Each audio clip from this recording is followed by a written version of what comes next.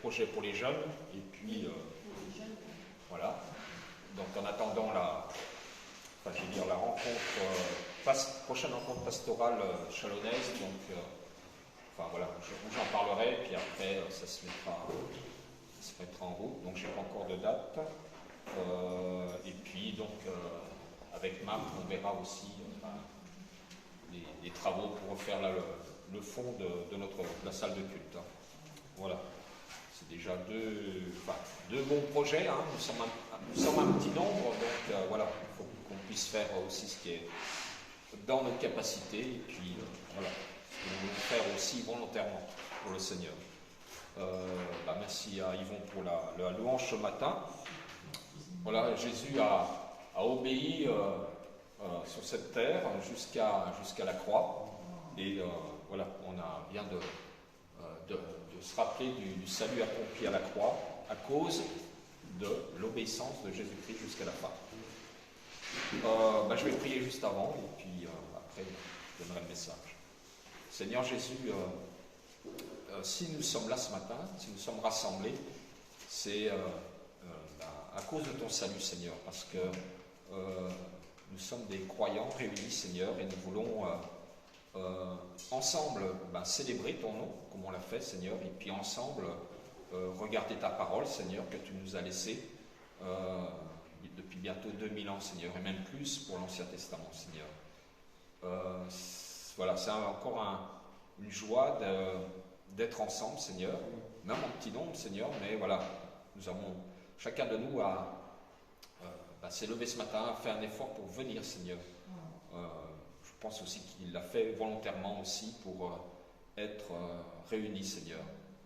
Et garde nos frères et sœurs qui sont absents, qui sont dans d'autres lieux de culte, qui sont peut-être aussi parfois dans la difficulté, soit physique, peut-être soit morale, Seigneur. Et voilà, tu connais les raisons, Seigneur, des absences, et aussi,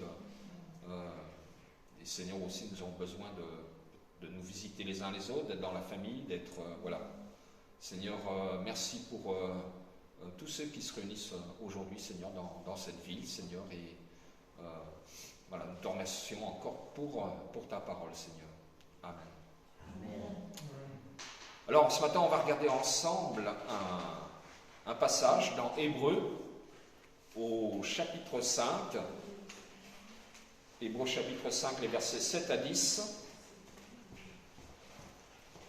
Bon, c'est un passage assez court, mais qui nous rappelle ce que le Seigneur a fait. Donc je vais lire dans la version seconde 21. Donc Hébreux chapitre 5 à partir du verset 7. Alors là déjà on a une Bible seconde, donc la version un petit peu différente. Bon, je vais déjà lire là. C'est lui qui, donc il parlait de Jésus-Christ, hein. C'est lui qui, dans les jours de sa chair, donc dans la vie, chair, ça veut dire la vie terrestre, hein, ayant présenté avec de grands cris et avec larmes des prières et des supplications, hein, donc Jésus-Christ, hein, il a fait des prières aussi.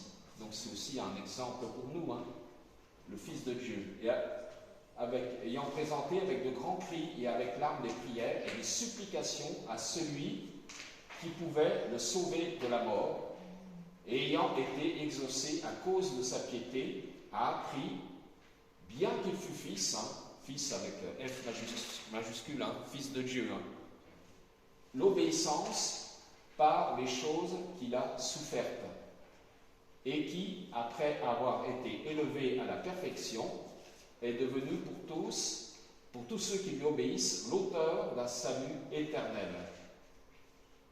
Et Dieu l'ayant déclaré souverain sacrificateur selon l'ordre de Melchisédek. Jésus a obéi. Et il parle aussi de ceux qui lui obéissent. Ces versets nous disent le chemin par lequel Jésus est passé. Il a obéi. Il a même adressé des supplications et des prières à Dieu pour être sauvé de la mort. Parce que Jésus savait enfin j'allais dire depuis sa naissance, et il savait qu'il allait mourir. Il savait qu'il allait mourir sur une croix et puis souffrir de la part des hommes. Et il a pu obtenir un salut parfait pour nous. Et là, à la fin du dernier verset, il est dit « Souverain sacrificateur, aussi pour nous dans le ciel ». Donc là, on voit toute la perfection de Dieu aussi dans ce qu'il fait. Il est dit « C'est dans les jours de sa chair ». Donc, ça veut dire la chair, la vie terrestre. Dans ma version, il est dit « Pendant sa vie terrestre, Christ a présenté avec de grands cris et avec larmes des prières et des supplications à celui qui pouvait le sauver de la mort. Et il a été exaucé à cause de sa piété. » Jésus-Christ a été jusqu'à la mort, mais il a pu aussi lutter contre les sentiments de peur et en anticipant ce qui allait lui arriver. Et il est allé jusqu'au bout. Ainsi, bien qu'étant fils, il a appris l'obéissance par ce qu'il a souffert. Donc Jésus-Christ a été obéissant, mais il a souffert. Nous, parfois, personne d'entre nous n'aime souffrir. Bon, il y a des souffrances morales, il y a des souffrances physiques, et Jésus a connu tout cela. C'est dans les jours de sa chair, tandis qu'il était homme ici-bas, ayant participé au sang et à la chair, puisqu'il avait, l'enveloppe charnelle, il avait un corps comme nous, afin de pouvoir souffrir et donner sa vie pour nous. Mais s'il n'avait pas revêtu cette humanité, il n'aurait pas pu souffrir pour nous. Il offrit alors avec de grands cris et avec larmes des prières, des supplications à celui, donc à Dieu, son Père, qui pouvait le sauver de la mort. Jésus a entrepris notre cause. Il est venu pour défendre notre cause et pour, même plus que cela, pour le salut. Mais il en a subi les conséquences. Il ne pouvait point sentir toute l'horreur et la colère du jugement de Dieu contre le péché. Il a ressenti toute l'amertume de la coupe qui lui était présentée. Vous connaissez cette prière dans le jardin juste avant avec ses disciples, lorsqu'il demande à son Père d'enlever cette coupe, mais il dit non pas ce que je veux, mais selon ta volonté. Déjà en Jean 12, 27, à la pensée de cette heure de la mort qu'il devait rencontrer, il s'écrie « Maintenant, mon âme est troublée. » Le Seigneur dit « Mon âme est troublée. » Et que dirais-je ? « Père, délivre-moi de cette heure. » Parce qu'il savait ce qu'il allait souffrir pour nous. Il connaissait d'avance les souffrances par lesquelles il allait passer. Et comme je l'ai dit, en Gethsémane, quand le dernier moment est venu, nous entendons encore par 3 fois sortir de ses lèvres ces ardentes prières, comme on vient de le lire, ces supplications offertes. Mais il était dans une dépendance parfaite par rapport à Dieu, par rapport à son Père.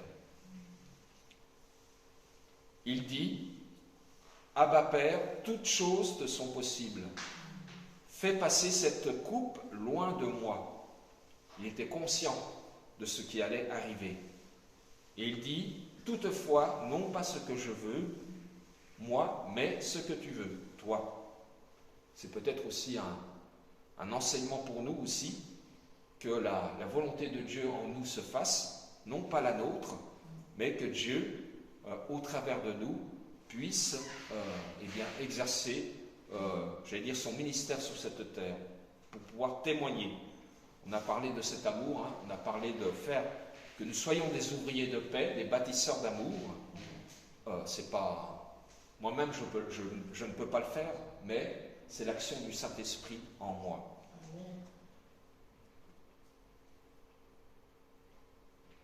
Il y a dans ces paroles quelque chose qui fait sentir tout ce qu'il y a de terrible pour notre Seigneur. Lui, le prince de la vie. Lui, le prince de la vie, le Créateur, il va rencontrer la mort. Lui, lui, le prince de la vie, il va rencontrer le jugement de Dieu sur le péché, puisqu'il va être fait péché pour moi, pour vous. Lui, il est l'homme parfait et juste, et il va être abandonné de Dieu. Et on voit cette angoisse de combat dans Luc. Il dit, il priait plus instamment, et sa sueur devint comme des grumeaux de sang découlant sur la terre.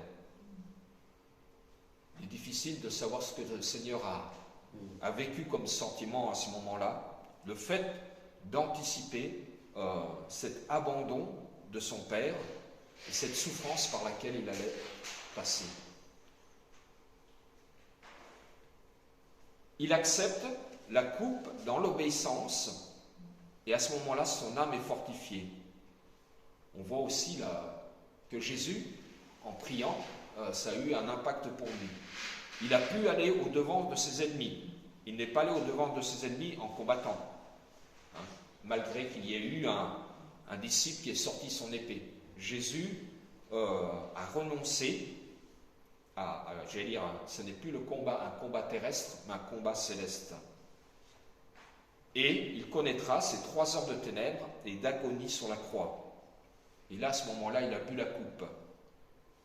Et on connaît aussi ce cri de sa part, où lorsqu'il dit « Mon Dieu, pourquoi m'as-tu abandonné ?» Je pense que même 2000 ans plus tard, on a du mal à comprendre ces paroles de notre Seigneur. Il était le Fils de Dieu, il était le prince de la vie, et il est abandonné par son Père. Et il est sur la croix.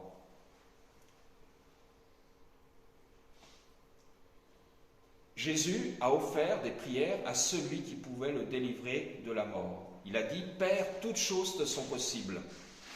Et il a été exaucé. Il est dit au psaume 22, qui parle de lui, « Sauve-moi de la gueule du lion ». Et après, un peu plus loin, il a pu dire « Tu m'as répondu d'entre les cornes des buffles ». Par la résurrection, il a été délivré à cause de sa piété.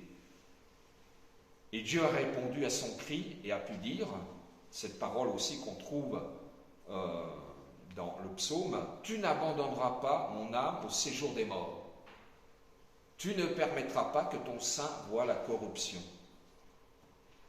Jésus a placé toute sa confiance dans son Dieu, dans la parole de ce qui était écrit à propos de lui, tout en sachant qu'il allait souffrir pour nous. Il a fallu qu'il soit obéissant.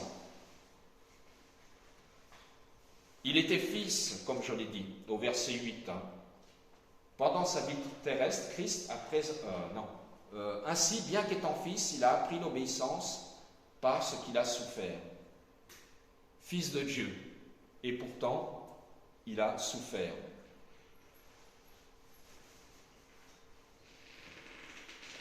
Pour le Fils de Dieu, c'était commandé. Puisqu'il était Fils de Dieu, il était créateur aussi, il a participé à la création. Et là, maintenant, sur cette terre, il est serviteur et il doit obéir. Mais pour le Fils de Dieu, obéir, c'est quelque chose de tout à fait nouveau. Obéir à quoi? À qui? L'obéissance était donc pour lui une chose nouvelle. Mais quoi qu'il fût fils, il a obéi. Mais cette obéissance, il l'a apprise par les choses qu'il a souffertes. C'est ce qui nous est dit au verset 8. « Ainsi, étant fils, il a appris l'obéissance par ce qu'il a souffert. » Jésus n'a pas renoncé à la souffrance. Il a obéi à son Père, il est allé jusqu'au bout. En entrant dans le monde, il dit « Voici, me voici, je viens, ô Dieu, pour faire ta volonté. » Et il n'a jamais eu d'autre volonté que celle de Dieu. Il a toujours marché dans une obéissance parfaite. Mais cette obéissance s'est faite au travers de souffrances. Les souffrances de chaque jour. un sacrifice constant de sa volonté. Peut-être que Jésus, à un moment donné, aurait peut-être voulu ne pas lutter tous les jours face à ceux qui étaient contre lui, les religieux de son époque et les foules aussi. Mais Jésus dit quand même, au travers de cette souffrance, de cette obéissance, non pas ce que je veux moi, mais ce que tu veux toi. Donc, il fait toujours appel à la mission que Dieu lui a donnée sur cette terre. Il a su ce que c'était qu'obéir, depuis le moment où il s'est présenté pour accomplir la volonté de Dieu. Me voici, jusqu'au moment où il a laissé sa vie sur la croix. Jésus, il a été consacré, amené à la perfection, et il est revenu dans la gloire, la place qu'il avait dans cette gloire. Et nous aussi, un jour, il nous prendra avec lui dans cette gloire, parce qu'il a tout accompli. Il est devenu l'auteur du salut éternel. Verset 9 est parfaitement qualifié dans ma version. Jésus est parfaitement qualifié. Il est devenu, pour tous ceux qui lui obéissent, l'auteur d'un salut éternel. Lui a été obéissant et il nous demande aussi d'obéir à ce qu'il a fait pour nous. En célébrant la Sainte Seine, ce matin, on obéit aussi à ce qu'il nous a laissé. Si nous nous réunissons le dimanche matin, c'est aussi en attendant son retour. Donc nous obéissons aussi. Nous persévérons jusqu'à ce qu'il vienne. Jésus n'a pas donné de date, il n'y en a aucune dans sa parole. Nous avons des indices par rapport aux événements, mais vraiment, nous ne savons pas lorsqu'il va revenir, mais nous obéissons jusqu'à ce qu'il vienne à ses commandements.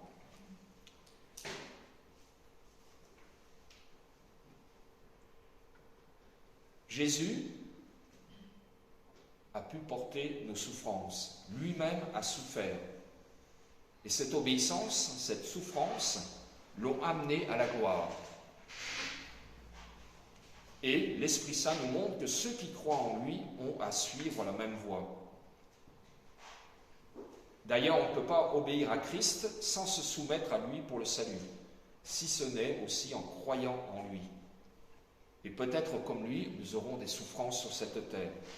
Souffrances physiques, souffrances morales. Mais nous savons aussi que notre Sauveur, Jésus-Christ, il est arrivé au ciel. Donc, est-ce que nous non plus, nous n'allons pas arriver au ciel, puisqu'il nous a précédés? Il est sauveur pour l'éternité de ceux qui s'attachent à lui. Il est le Dieu du salut. Et on a lu aussi qu'il est déclaré comme souverain sacrificateur pour l'éternité. Il n'y en a pas d'autre. Ceux qui l'ont précédé dans l'Ancien Testament et jusqu'à ce que lui meure sur la croix, ils étaient souverains sacrificateurs temporaires. Mais lui, il est souverain sacrificateur pour l'éternité. Et il peut accomplir pour nous aussi nos prières, ce que nous lui demandons. Jésus-Christ a été obéissant jusqu'à la mort. Et il nous dit, ainsi, bien qu'étant fils, il a appris l'obéissance parce qu'il a souffert. Et parfaitement qualifié, il est devenu pour tous ceux qui lui obéissent l'auteur d'un salut éternel. Donc il nous transfère le flambeau. À nous aussi, maintenant, d'obéir à ce qu'il nous a laissé.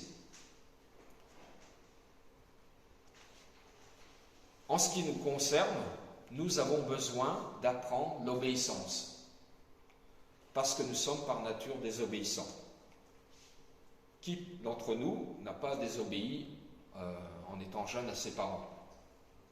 Et je pense qu'on a, à un moment donné, transgressé des commandements de nos parents. Quand on est allé dans le placard chercher, chocolat ou des autres choses, peut-être qu'on a été même encore plus loin. Des fois on est désobéissant et puis Dieu aussi nous... Enfin, quand on connaît la parole de Dieu même enfant, il y a des fois on est un peu aussi rattrapé par le Seigneur. Et puis des fois il y a des tas de choses auxquelles il faut obéir et des fois on transgresse le code de la route aussi. Hein. On est censé obéir au code de la route aussi. Bon, il y a plein de choses comme ça dans notre vie. Moi je me souviens quand j'étais ado, une fois j'ai essayé de...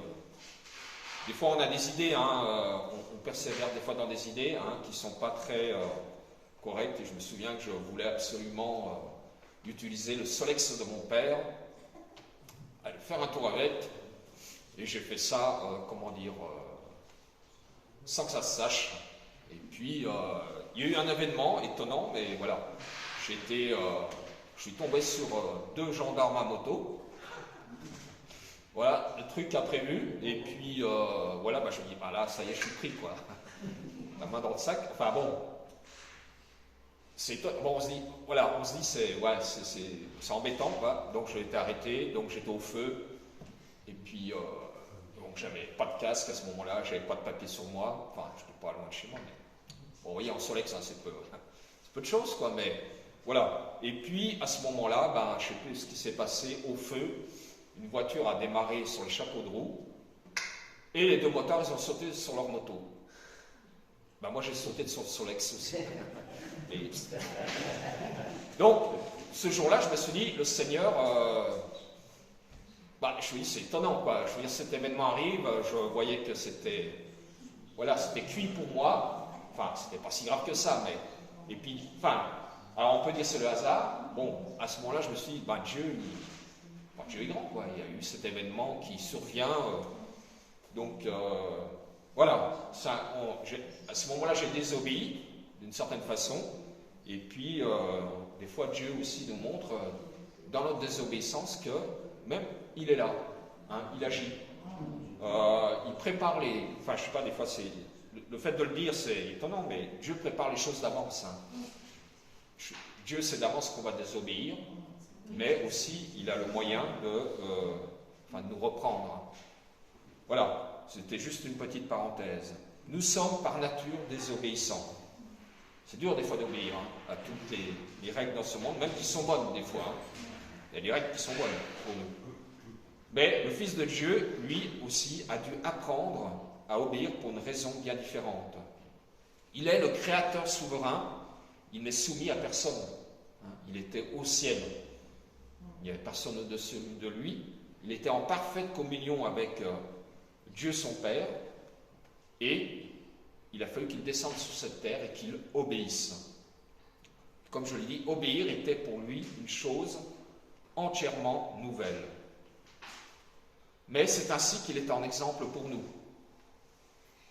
Et qu'il s'impose aussi à ceux qui lui obéissent. Comme je l'ai lu au verset 9. Quel est, dans une collectivité, le chef qui a le plus d'autorité? Quel est, dans une collectivité, le chef qui a le plus d'autorité? Est-ce que ce n'est pas celui qui a commencé par exécuter les mêmes tâches que les autres, qu'il commande, ensuite à ses subordonnés? Hein? Le chef qui a le plus d'autorité, c'est celui aussi qui a connu, comme nous, les tâches qu'il nous commande. Qui a connu les mêmes choses que nous. Et Jésus-Christ, il est dit qu'il est le chef de l'Église, il a vécu sur cette terre, il a connu, comme nous, il a connu la faim, la soif, hein, souvenez-vous de sa tentation dans le désert, il a connu la fatigue,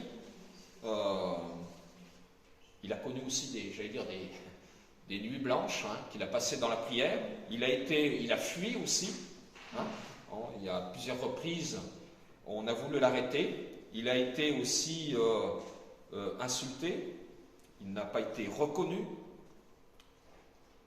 Voilà, il a connu tout cela et maintenant, il est notre chef et celui à qui nous pouvons obéir. Parce qu'il a vécu toutes choses comme nous. Le Seigneur Jésus sur cette terre, en tant qu'homme, a pu comprendre ou estimer la position dans laquelle l'homme pécheur était. Jésus-Christ sur cette terre a pu comprendre la position dans laquelle l'homme pécheur était. Et aussi comprendre ce que Dieu devait lui infliger en conséquence. La conséquence, c'est la mort physique et l'éloignement éternel de notre Dieu.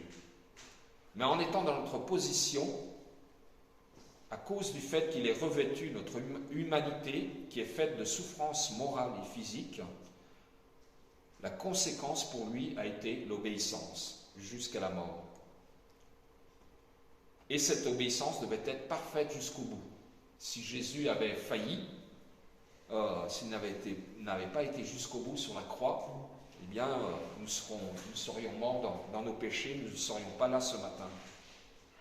Ou peut-être nous serions là pour je ne sais quelle raison, mais nous sommes là tous les dimanches matins pour nous souvenir que Jésus-Christ a été jusqu'au bout, obéissant jusqu'à la croix, jusqu'à la mort pour nous. Et j'aime bien cette fin du verset 9, parfaitement qualifié, il est devenu pour tous ceux qui lui obéissent.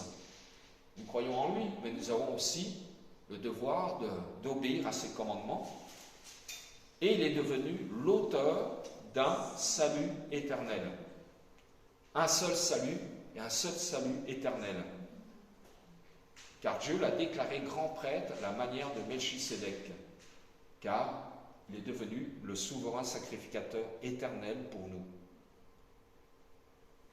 Pour qui? Pour ceux qui lui obéissent. Est-ce que nous avons le désir, enfin, plus que le désir, est-ce que nous voulons obéir par amour au commandement de notre Seigneur? Est-ce que, l'amour, on l'a chanté ce matin, et on l'a aussi lu dans ce verset, que l'amour excuse tout, l'amour pardonne tout, l'amour fait de grandes choses. Et Jésus a démontré cet amour. Par amour pour nous, pour son Père, il a obéi jusqu'à la mort sur la croix pour nous sauver, pour nous transformer. Je vais relire ce passage dans ma version pour terminer. Au cours de sa vie sur la terre, donc toujours se rappeler que Jésus a été homme comme nous. Parfois on a du mal à mettre ça dans notre tête. Peut-être il est fils de Dieu, mais il a été entièrement, complètement homme sur cette terre. Jésus a fait monter vers celui qui aurait pu le sauver de la mort des prières et des supplications. Dans une agonie de pleurs, il a jeté un grand cri. À cause de son humble soumission à la volonté de Dieu, il a été exaucé. Lui, fils de Dieu, sur cette terre, il a eu une humble soumission à la volonté de Dieu. Quoique fils de Dieu, il a été obligé d'apprendre l'obéissance à l'école de la souffrance. Donc, Jésus connaît toutes nos souffrances. C'est ainsi qu'il a atteint le plus haut degré de la perfection, bien sûr parce qu'il est fils de Dieu.